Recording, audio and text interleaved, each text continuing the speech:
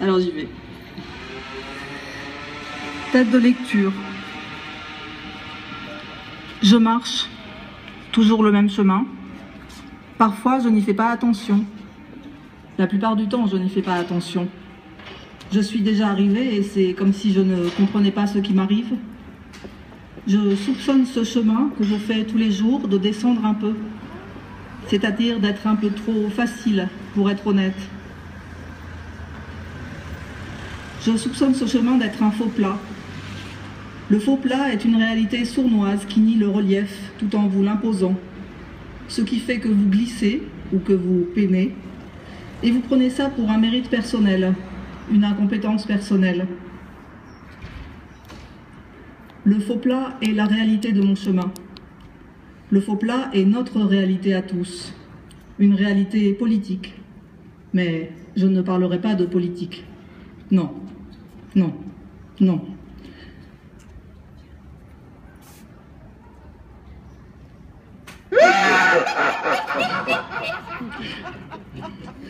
Je parlerai de ce qui nous échappe, de ce qui fait que nous ne comprenons pas ce qui nous arrive et que nous glissons inexorablement le long de la réalité. C'est une réalité qu'on ne peut pas appréhender avec les méthodes ordinaires. Le relevé de géométrie ne dit rien de la déception, de la frustration qu'il y a à cheminer en faux plat. Il enregistre une faible déclivité, rien de plus. De même, se centrer seulement sur l'étude des usages n'est pas fécond. Vous interrogez un cycliste à la sortie d'un faux plat montant, il n'a rien à dire d'intéressant, que ne dit déjà sa suée et sa fatigue, morne et modérée. L'expérience s'effiloche en un doute sans conclusion. L'émotion est fade. Nous sommes dans le domaine des sensations faibles qui n'inscrivent rien dans la chair et les souvenirs, si ce n'est la vague impression que quelque chose clochait, mais quoi ? Il faut changer de méthode pour y comprendre quelque chose. La seule manière d'y parvenir, c'est d'adopter en toutes circonstances une focale d'esprit bien particulière, que je qualifierais ici de précision myope. La précision myope est un état intranquille qui toujours échoue. C'est un élan pour attraper le peu, le mieux, une volonté de s'en tenir aux détails qui aboutit à trop embrasser. L'étreinte floue qui en résulte est bouleversante. C'est comme de vouloir attraper un cil avec une pince à cornichon. Avec un peu de chance, vous prenez l'œil avec et alors tout s'éclaire. Il s'agit bien de prendre avec, de comprendre, et cela nécessite un peu d'étendue. Une étendue comprise comme un écart et pas seulement comme un espace. Un écart, comme on dirait, une erreur. On ne comprend le faux plat qu'en se trompant. J'ai parlé d'œil dans la pince à cornichon. Je me suis trompée. L'œil nous en fait trop gober. L'œil est doté en ses coulisses d'un logiciel de reconnaissance de forme qui circonvient bien trop les choses en contour pour attraper d'elles ce qui se dérobe. Alors, laissons l'œil nager dans son bocal. Faisons autrement pour être précisément trop embrassant. Ainsi, quand je marche, toujours le même chemin, parfois, j'écoute. J'entends comme je marche. J'entends comme ça fait toujours trop de bruit. Je cherche à dérouler le pied, à le poser délicatement et à faire de lui comme une patte émotive, compréhensive, qui épouse le sol sans jamais s'éterniser. C'est un baiser empreint d'une sorte de mélancolie et de légèreté, de ne jamais durer. J'essaye de faire qu'en marchant, je n'entende plus mes propres pas. Si on se repassait la bande-son, ce serait comme si je n'y étais pas.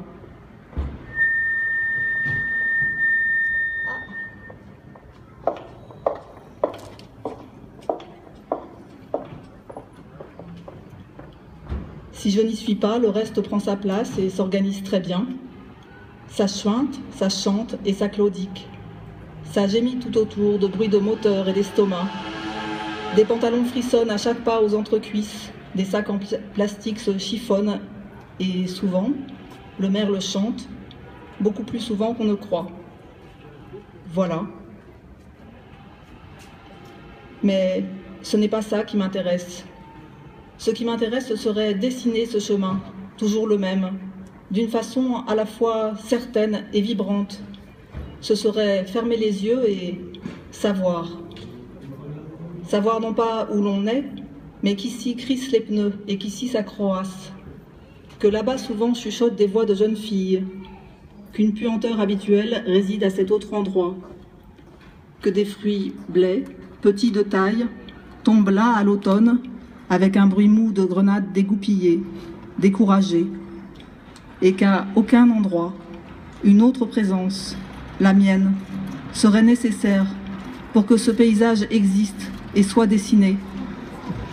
Car le faux plat est une réalité sournoise, due uniquement à la fiction de votre mérite personnel, de votre incompétence personnelle. Retirez-vous, le faux plat s'efface et le paysage apparaît.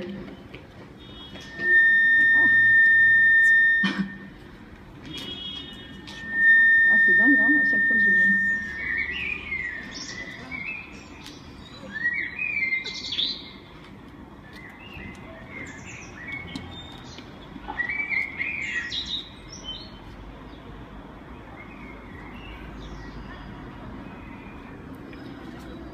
Ce serait un paysage de relief. Relief, comme on dit, de ce qui reste sur la table d'un repas trop copieux.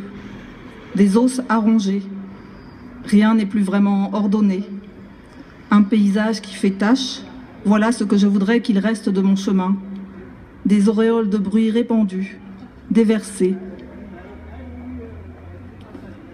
Ce serait un paysage de relief qui viendrait contredire la platitude des cartes, sorte de nappes solennelles, sur lesquelles le monde nous est servi, comme si nous avions à le gouverner. Ce serait une manière de repenser le relief, sans y rajouter de hiérarchie. Le chant du moineau n'est pas supérieur au paix d'échappement de la mobilette.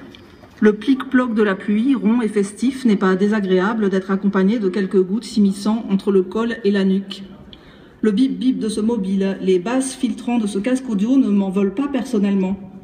Le tic-tac des talons pressés de cette grosse dame devant moi qui n'avance pas en trottinant ne m'énerve pas. Non, non, non. Je m'efforce juste un peu plus à ce que mes semelles soient souples et inaperçues. Ce serait sans considérer qu'il y a des points hauts et des points bas. Ce serait sans marquer de quantité. Le nombre de décibels n'est pas un critère. L'intensité ne réside pas là. La qualité non plus ne dit rien. Car la qualité est devenue sournoisement quantitative. Elle est rattachée seulement à une notion un peu racornie de bien-être dont on ne sait pas bien ce qu'il est, une absence de douleur, le sentiment d'être satisfait, une jouissance calme et paisible qui nous place définitivement dans le statut figé de riverain du monde. Lequel aurait des droits pour faire cesser certains bruits et exiger qu'une musique d'ambiance agréable vienne faire baigner ses promenades dans un miel oublieux. Relief. Cela voudrait dire seulement rien n'est supérieur et rien ne s'équivaut.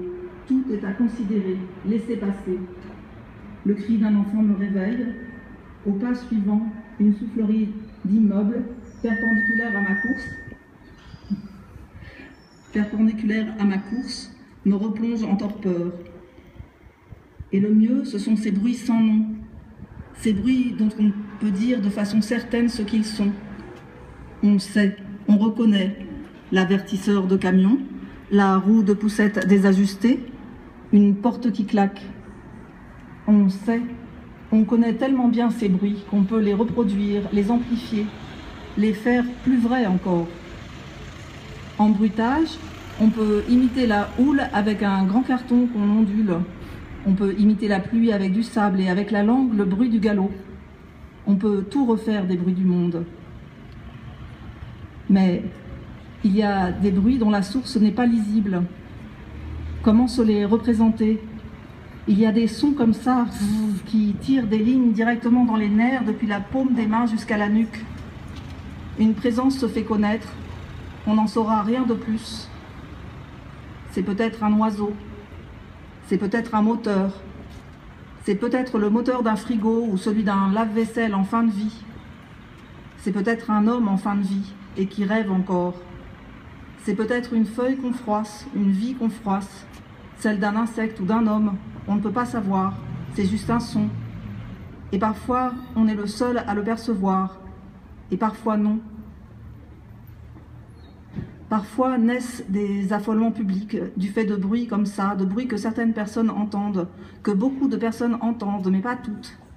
À Taos, à bien d'autres endroits dans le monde, on parle de cette rumeur sourde qui revient souvent, une sorte de plainte mécanique à basse fréquence. Une femme en parlait dans un article, elle disait « Le son fait vibrer mes dents ». Les appareils d'enregistrement, eux, ne perçoivent rien. Ils restent placides à Taos, quand beaucoup de gens s'énervent de ces sons inexpliqués qui font résonner leur corps.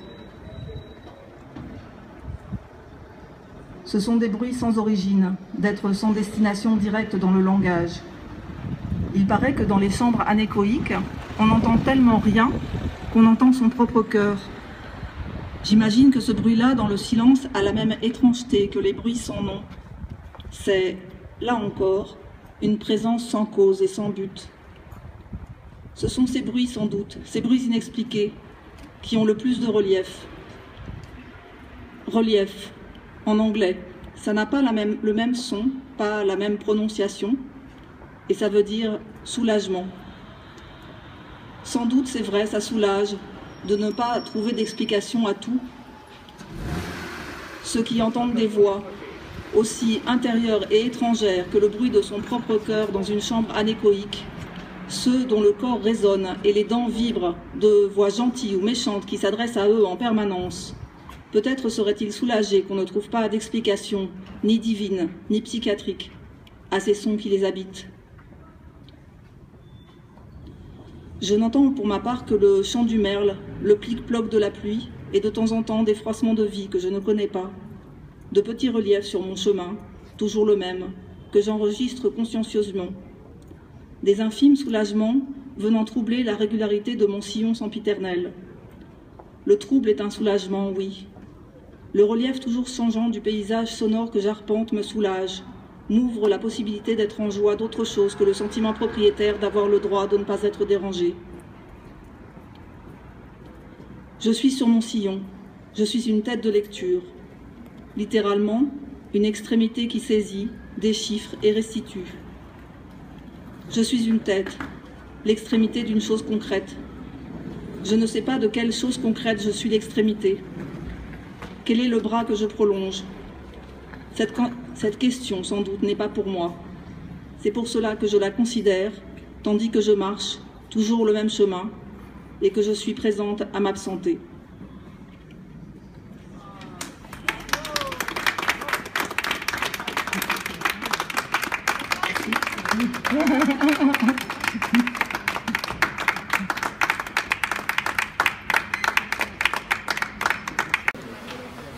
Le début d'un projet qu'on mène un petit peu sur le long terme, qui a l'ambition de développer un manuel de contre-culture psychique. Alors vous allez voir, on va vous lire le premier chapitre. Donc il y a une dimension théorique, mais il y a aussi une dimension un peu pratique. Et d'ailleurs, on se dit que ça peut être peut-être l'occasion de voir, de tester, de voir si, bon, de votre côté, si ça peut fonctionner pour vous.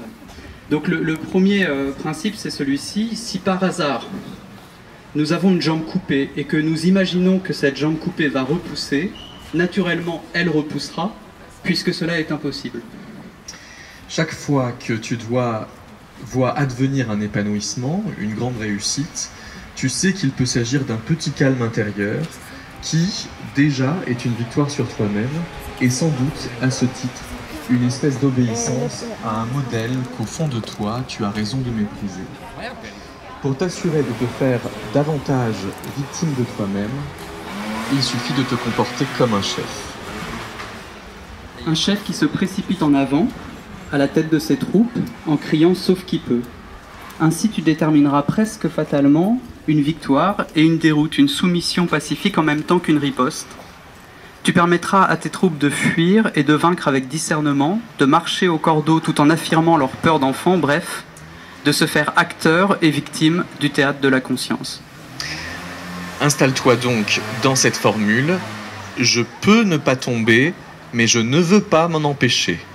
Je peux retrouver le nom de Madame Chose, mais je préfère l'appeler Madame Chose. Et cela peut aussi très bien fonctionner avec Madame Catastrophe ou Monsieur Étourdi. Pour te libérer de toutes ces fausses joies qui obstruent un accès plus direct à ta franche indifférence à toi-même, tu peux lister toutes les situations, les objectifs, les projets, mais aussi les points de vue et les personnes qui comptent le plus pour toi. Tu peux alors t'apercevoir qu'il y a un certain nombre d'entre eux dont tu peux te passer. Et tu n'es déjà pas si loin de voir apparaître quelque chose, quelque part en toi, pas forcément très au fond. L'envie de voir à quoi ressemblerait ta vie si tu procédais à un grand ménage et que tu maintenais à distance tous ces objectifs très importants et tous ces êtres chers. Que ceux qui font de la bicyclette se rappellent leur début. Ils étaient sur la route, ils se cramponnaient à leur guidon dans la crainte de tomber. Tout d'un coup, apercevant au milieu du chemin un simple petit caillou ou un cheval, il cherchait à éviter l'obstacle, mais plus il cherchait à l'éviter, plus droit il se dirigeait sur lui. Pour t'assurer de te faire davantage victime de toi-même, il te suffit donc de chercher à viser l'obstacle avec la même obstination, le même soin que lorsque tu cherches à l'éviter. Et de te laisser aussi surprendre par les ressources imprévisibles de ta bicyclette qui, en toute logique avec elle-même, évitera le petit caillou ou le cheval et si tu consens à pédaler, te mènera sur une route ou sur une autre, si seulement tu consens à pédaler. Car c'est bien là toute la difficulté. Il te faut consentir à devenir toujours davantage le fantoche de toi-même, répétant pour cela l'idée même de fantoche sur un ton enjoué 2 à 3 fois par jour, d'une façon simple, aussi enfantine et machinale que possible, puis de le répéter 4 à 5 fois par jour sur un ton moins enjoué de manière à ce qu'elle incarne toutes tes actions, dans toutes tes pensées, même les plus glorieuses, dans toutes tes relations et qu'elle devienne ton armure. Celle-ci sera d'autant plus robuste qu'à force de multiplier les tons, les intonations, les rythmes, les silences, les couleurs, les accentuations, les timbres, les régimes de conviction, les modulations de tes espérances, tu arriveras au moins à 15 ou 16 répétitions par heure. Confronté aux joies qu'engendrent inévitablement les rapports humains, toi-même se caractérisera par cette façon de ne pas oser être davantage toi-même, c'est-à-dire par la manière dont tu utiliseras ta belle énergie dans le but de t'isoler dans une chambre, fermer les yeux pour éviter toute distraction et penser uniquement, pendant de longs instants, aux mots du poète. Rien n'est plus grand aux yeux. Te vaut d'envisager les pires intentions de tes pires ennemis, peut aussi t'aider à leur cacher l'aimable bonté que tu te retiens de leur prêter. Si bien qu'à te garder de chercher lesquels te veulent vraiment du mal, tu t'épargneras bien des délibérations sur l'exacte étendue des hostilités qui risquent tôt ou tard de s'abattre sur toi. La méfiance en soi est quelque chose d'inné, tout bébé a méfiance en lui-même, il suffit de regarder un petit enfant qui commence à marcher, il hésite et se rassoit, mais les parents sont parfois intrépides et le poussent à marcher. Il devient alors clair que l'enfant, en ressentant cette intrépidité, peut à son tour calquer son attitude sur celle de ses parents et aller au-devant de tous les dangers. Et d'où provient l'intrépidité des parents? Elle provient du mental, qui les projette dans le futur et leur fait imaginer que leur enfant va marcher, avancer tout seul, alors que dans l'instant présent, il est assis et préfère qu'on le porte. Père, mère, plutôt que de pousser en avant bébé qui se rassoit, cherche et encourage les beaux mobiles de sa couardise. Supposons que nous placions sur le sol une planche de 10 mètres de long sur 25 cm de large. Il est évident que tout le monde sera capable d'aller d'un bout à l'autre de cette planche sans mettre le pied à côté. Changeons maintenant les conditions de l'expérience et supposons que cette planche soit placée à la hauteur des tours d'une cathédrale. Quelle est donc la personne qui sera capable de s'avancer seulement d'1 mètre sur cet étroit chemin? Est-ce toi qui m'écoutes? Non, sans doute. Tu n'auras pas fait 2 pas que tu te mettras à trembler et que malgré tous tes efforts de volonté, tu tomberas infailliblement sur le sol.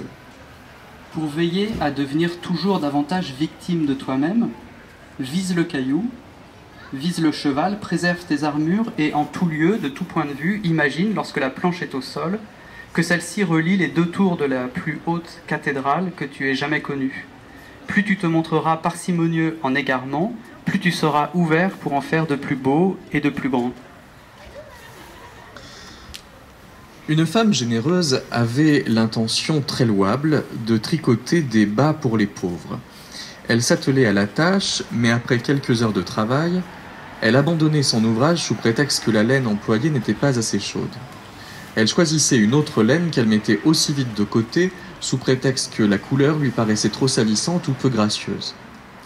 À force de réviser sans cesse ses impressions au fil de ses avancées, elle produisait des bouts de bas importables qui ne ressemblaient à rien de ce qu'on avait déjà vu. À mesure que ses compositions laineuses gagnaient en originalité, elle perdait en efficacité caritative. Mais pendant que les pauvres s'impatientaient et qu'elle essayait de leur expliquer ces changements incessants de couleur et de laine, ils partageaient une expérience et se créaient une histoire commune. Au lieu de leur offrir des bas, elle donnait de sa personne, de son temps, et partageait ses hésitations. Faute de leur donner un peu de confort et de chaleur, elle les embobinait dans des débats sans fin sur les coloris, les types de laine. En quelques semaines, plus personne ne savait quelles étaient ses véritables mobiles, ses réelles ambitions, mais tout le monde la connaissait, si bien que chacun avait pu construire une relation authentique avec elle, au point de ne l'apprécier que plus ou moins. Si je dis à mon fils, tu me sembles capable de faire telle chose, non seulement je suis moi-même dans mon mental, en plein jugement, mais en plus je brise chez mon fils l'image qu'il se fait de lui-même. À son tour, celui-ci peut se mettre à penser qu'il sera capable d'accomplir cette chose, plongeant lui aussi dans son mental, et voilà par quel mécanisme nous pouvons perdre durablement toute méfiance en nous-mêmes. Mais que le cheval vienne à mettre des rênes à son cavalier et le tour est joué.